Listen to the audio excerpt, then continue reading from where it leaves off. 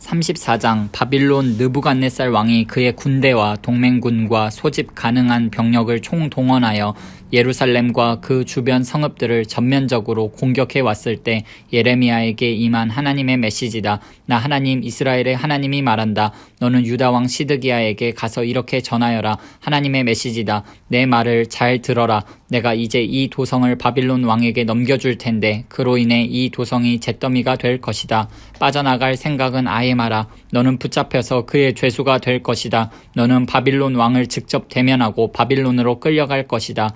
유다 왕 시드기야야, 하나님의 메시지를 끝까지 들어라. 내가 살해되는 일은 없을 것이다. 너는 평화롭게 죽을 것이다. 사람들은 너의 조상과 선왕들에게 한 것처럼 너의 장례도 잘 치러줄 것이다. 왕이시여 왕이시여 하며 예법에 따라 너의 죽음을 애도할 것이다. 이것은 엄숙한 약속이다. 하나님의 포고다.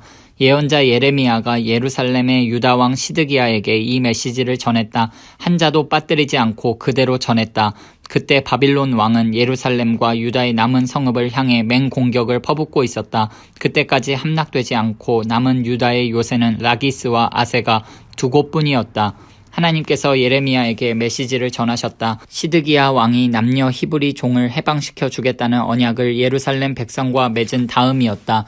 유다에서는 누구도 동족 유다 사람을 종으로 소유해서는 안 된다는 것이 언약의 내용이었다. 그 언약에 서명한 모든 지도자와 백성은 그들이 종으로 부리던 남종과 여종 모두를 해방시켜 주었다. 그러나 얼마 지나지 않아 그들은 그 언약을 어기고 전에 부리던 자들을 강제로 끌고 가 다시 종으로 삼았다. 그때 하나님께서 예레미야에게 메시지를 주셨다. 하나님 이스라엘의 하나님이 말한다. 나는 이집트에서 종으로 있던 너희 조상을 구해주고 그들과 언약을 맺었다.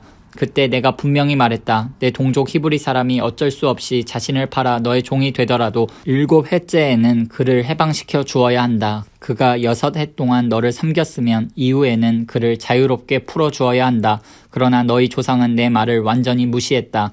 그렇다면 너희는 어떠했느냐? 처음에는 너희가 바른 길로 돌아섰고 바른 일을 행했다. 형제 자매들에게 자유를 선언했다. 그것도 내 성전에서 엄숙한 언약을 통해 공식적으로 그렇게 했다. 그러나 너희는 금세 돌변하여 너희가 했던 약속을 깨뜨렸다. 나와의 언약을 우습게 여겨 얼마 전에 풀어주었던 그들을 다시 종으로 삼았다. 그들을 강제로 다시 종이 되게 했다.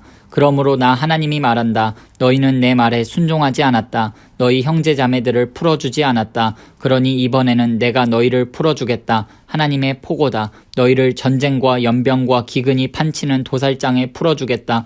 너희를 공포의 주인공으로 만들겠다. 너희 모습을 보고 온 세상 사람이 무서워 떨 것이다. 나는 내 언약을 어긴 자들 송아지를 두 토막으로 가르고 그 사이로 걸어가는 언약 의식으로 엄숙히 맹세한 언약을 이행하지 않는 자들, 그날 두 토막 난 송아지 사이로 걸어갔던 유다와 예루살렘의 지도자, 왕궁 관리, 제사장과 나머지 백성 모두를 그들의 목숨을 노리는 적들에게 넘겨줄 것이다. 독수리와 들개가 그들의 시체를 먹어치울 것이다. 유다왕 시드기야와 그의 고관들도 그들의 목숨을 노리는 적들에게 넘겨줄 것이다.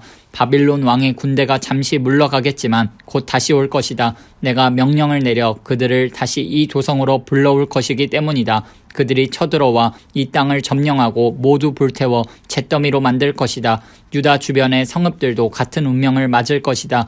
그 성읍들도 사람이 살 수 없는 곳, 텅 빈 곳으로 만들 것이다. 하나님의 포고다.